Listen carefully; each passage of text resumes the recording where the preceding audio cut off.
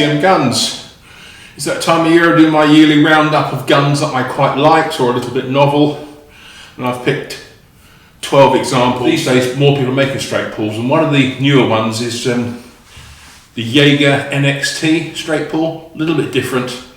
It's a fixed barrel rifle and looks very much like a bolt action, and it has a gear driven locking system. Quite clever. Nice laminate stock, compact, a number of caliber choices, 308, 30-06, 300 Win Mag, that sort of thing.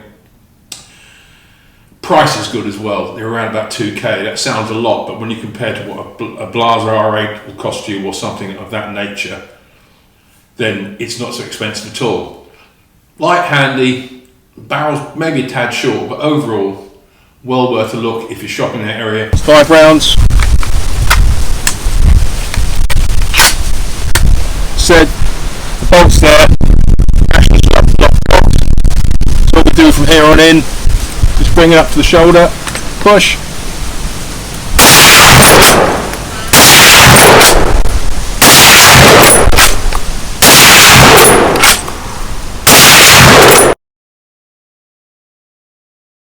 A few years ago, Mauser produced a gun called the M12, which is fixed barrel, very basic type standard rifle, 3-position safety, but really nicely made, easy scope mounting, and really much price-wise is pretty good as well. They were very, very cheap when they were introduced. Now they're around about, I think, 1,500 thereabouts.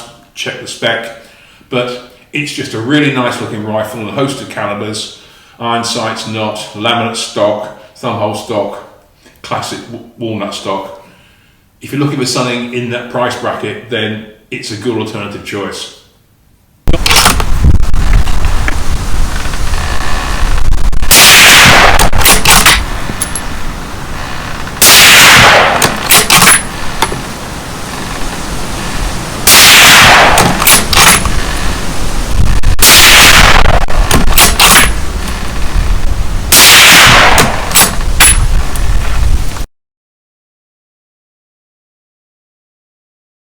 Ruger's 1022 custom shop. Basically what they've done, they've produced a sort of custom / competition version of the classic 1022, which is basically a bunny basher and a plinker. This gun is completely different. Laminate stock, adjustable cheek piece, heavy fluted barrel, muzzle brake, threaded half/28, BX trigger, which brings the weight of the trigger right down, extender controls. Basically everything's been improved upon the gun, and it shoots very well indeed. So it sort of sits there in a bracket where it's comparable with other things like CZ's 457, the competition gun they do. It's a choice, and it certainly works up amongst the competition. Rather than having to fiddle with it with the old thing, all you do, just put another mag in, pull back, release, safety off.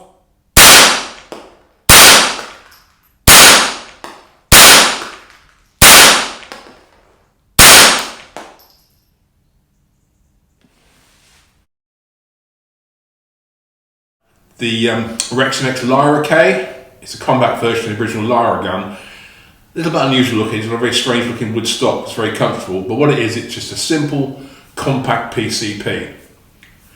Available in 3 calibers, 177, 22 and .25. Rifles come with 2 magazines, filler kit, all that good sort of stuff. It's got a shrouded barrel and it's threaded 1/20, so you can put a can on it. You do need to, it's quite noisy. It's a biathlon type side lever, light, handy, short, compact, all for around 400 quid. It's a real bargain gun. Up, safety off.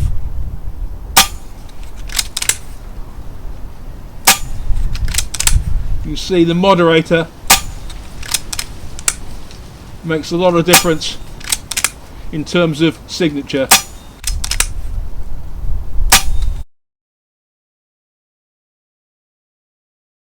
Bergara's BA13 is again an interesting rifle. It's a break barrel action and it uses the trigger guard to unlock it. You just squeeze the trigger guard, the barrel pops open. They come in synthetic stock, thumbhole stock, wood stock, various versions and conditions. They're an external hammer gun, which some people don't like, some people do like, but they're exceptionally well priced, and they do represent, if you like a single shot rifle, something a bit different. Squeeze the trigger guard, drops open, round in, make sure it seats in the ejector, pull it back.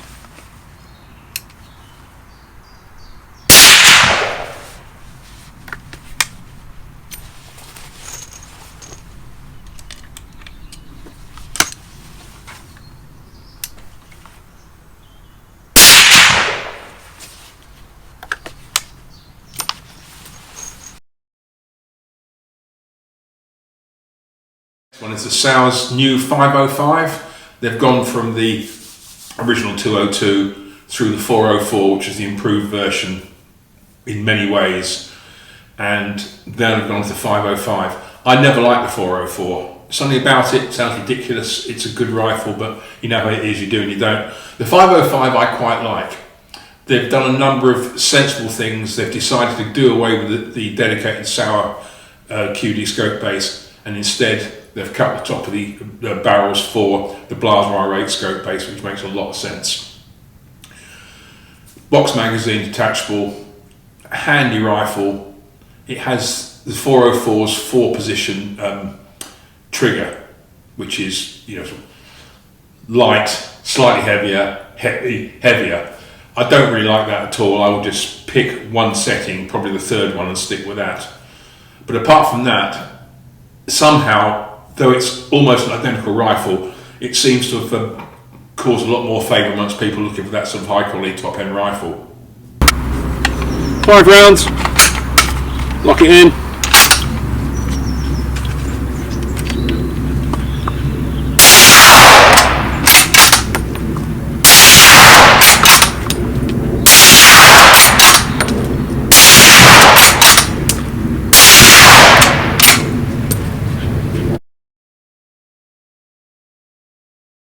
Sabatti's Evo. It's a funny little rifle, but it's very nice. It's on improved Rover action, and it has what looks like a high quality walnut stock. In fact, it's just a standard walnut stock with what looks like a coating or a decal transfer over it to make it look nicer. But overall, it's a handy rifle. It's a detachable magazine, good trigger, not a lot not to like about it really. Round about $1,000, so not too bad. And from what I can make out, they're quite popular. Mag clicks in. Be on safe. First round.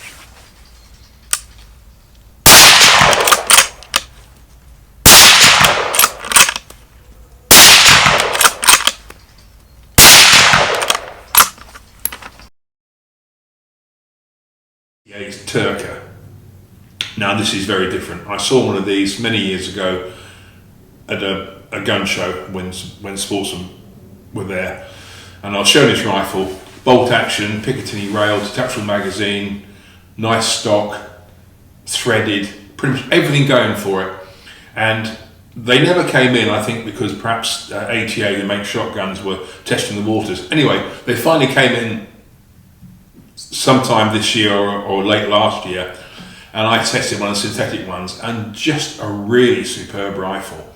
So it's nothing clever or special, but it's nicely laid out, box mag, good trigger, blah blah blah, that sort of thing. They do them in a number of versions, different stocks. They do like a match precision type rifle with a heavy laminate stock, fully adjustable, heavy barrel.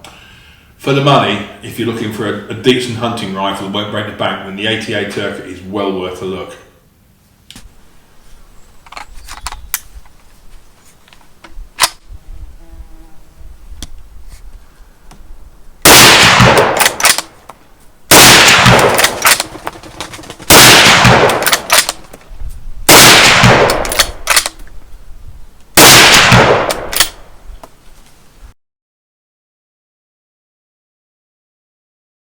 Schmeisser, German company, have been making AR-15 for some time, both semi-autos, and they also started getting to straight pulls. And over the years they've refined their straight pull, and I tested the SP15. Really nice. They've improved the cocking handle, they've done a lot of stuff with it. The gun comes with pretty much all the accessories you need, like ambidextrous controls, free float 4N M block. Just a really nice rifle. They're about 2K, which sounds expensive, but I think if I was going to go and get an AR-15 again, I would go off the shelf and get a version of the Schmeisser, probably it's like an 18 or 20 inch barrel. This one's got a 14 inch barrel, it's very cute. Just press the bolt release, ready to go, safety catch.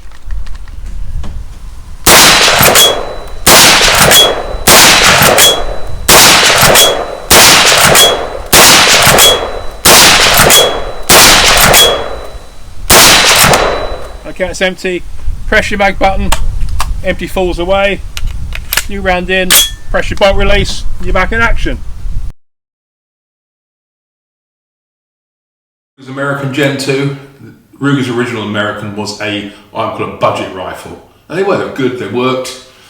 They were not an M77 series, but they've just been made to a price and very, very different, but they work. They launched the Gen 2, very different rifle.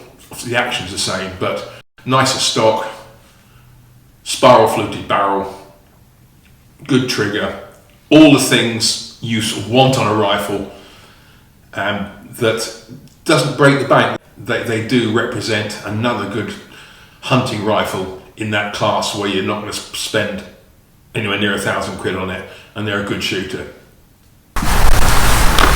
Pushes up, make sure it's in. Okay, let's go.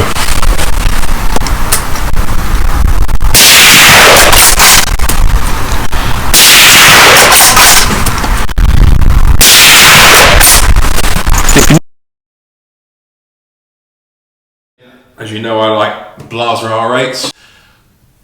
I got a chance this year to test the rimfire conversion, which basically applies to sort of have one gun theory. They can swap barrels and this sort of thing. What you get is a new drop-in bolt, a rimfire barrel, a rimfire magazine conversion, and it all comes together very nicely. And I tested the 17 HMR, which is one of my favourites, and it was a nice bit of kit. It really was.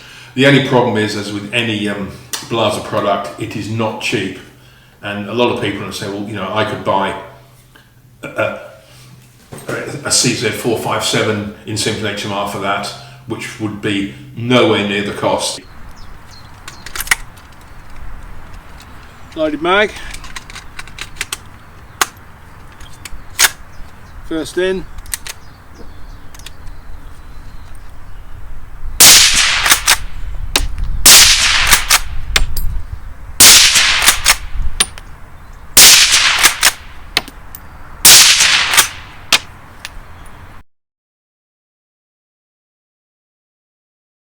Two AR-15s, which are just brilliant fun.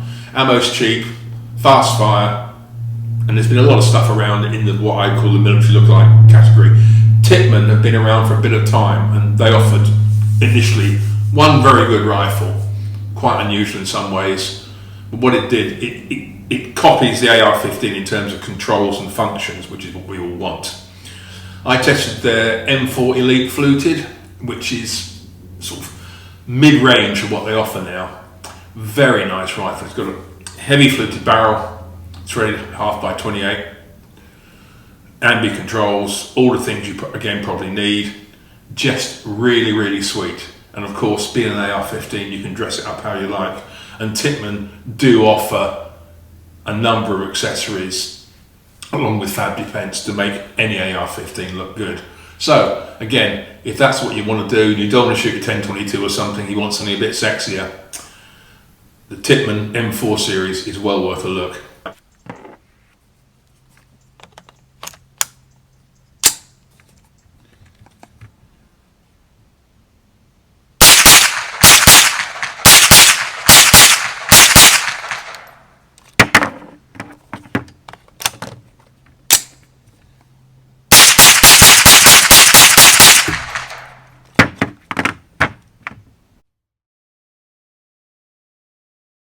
You've probably seen my my short on the Weebble Mark 1 air pistol.